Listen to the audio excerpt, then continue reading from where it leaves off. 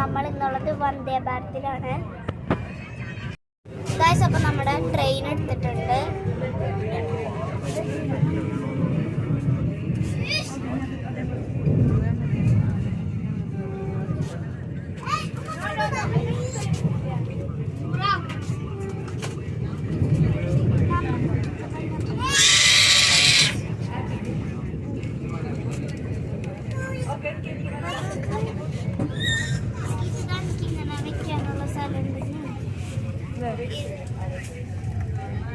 Guys, അപ്പോൾ ഇവിടെ കാല് വയ്ക്കാനുള്ള ഒരു സ്ഥലമുണ്ട്.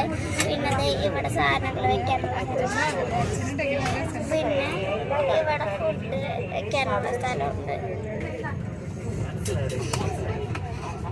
നമുക്ക് ഇവിടെ ഫ്രീ ആയിട്ടൊക്കെ വെള്ളം